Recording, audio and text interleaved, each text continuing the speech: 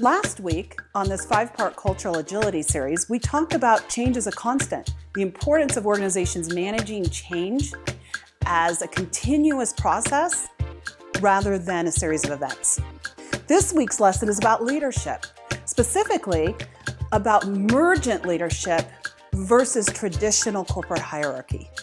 Did you know that hierarchy was created around 1854 by a general and superintendent of New York and Erie Railroad as a method to adapt to increasing complexity and scale as part of the Industrial Revolution. Prior to that, everyone pretty much answered to a direct supervisor. There are many who feel that that traditional hierarchy from the industrial era is dead, and that what we need now is to reinvent and innovate organizational structure in order to adapt to the digital era. Each societal innovation has to grapple with how do you organize people and create methods of improving organizational productivity.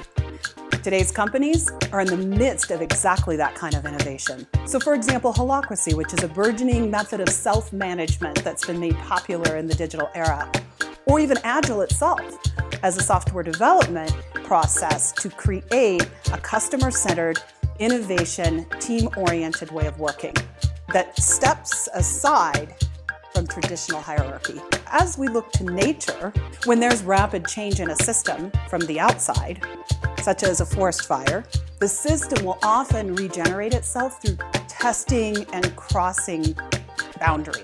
So for example, after a forest fire, new growth often happens on the fringes of the system, or the species within the system will quickly evolve new characteristics in order to adapt to the new conditions.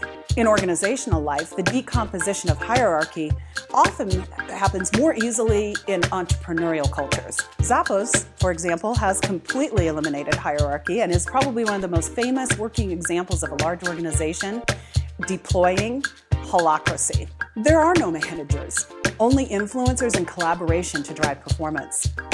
They still haven't worked out all the bugs, but that's what happens with the experimentation process during a massive societal change.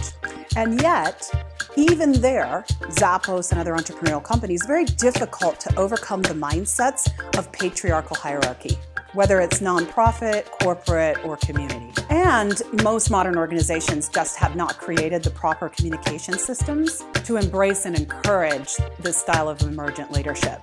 So communication or hierarchical systems that allow for risk-taking, innovation, and many voices to shape a strategy are seen as too high risk or creating more chaos for the organization than benefit.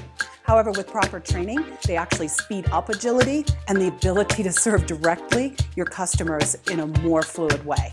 Chinese appliance maker Haier has tackled bureaucracy and hierarchy head-on in their organization by creating micro-enterprises within their business which are reinventing themselves around fast-moving, customer-centric business units and grown gross profits by 23% a year, as well as revenues by 18%, and have created $2 billion in market value from new ventures as a result. Here's a few key lessons from Haier and other companies that are doing this. So first, ensuring that your mid-level leaders are truly dialed into and informed about the strategy for growth in the organization and serving diverse customers' needs. Number two, have an I track and an L track. What does that mean? So Facebook famously has a way for individuals to be promoted and get salary increases that doesn't require them to go into the management track, and they're very careful about sorting people into one versus the other. In this way, you make sure that the people that are valuable to your organization are put on the right track. Number three, experimenting with hierarchy requires level of trust between leaders at all levels of an organization, especially a larger organization. We're going to talk about trust in the 5th lesson coming up in a couple of weeks, but trust is key. So this means building the chain of command as a rapid communication network that can reach quick consensus around small adjustments to a strategy or plan. Number 4, and above all else, pushing decision authority and autonomy to the part of the business that is closest to your customer.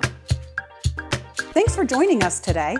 Next week, we're going to talk about the #1 habit of all Agile cultures. Like, share, and subscribe to join us for the rest of the series on developing cultural agility.